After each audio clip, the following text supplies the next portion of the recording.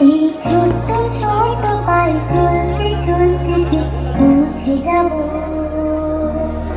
এই ছোট্ট ছোট পায়ে চলতে চলতে ঠিক পৌঁছে যাব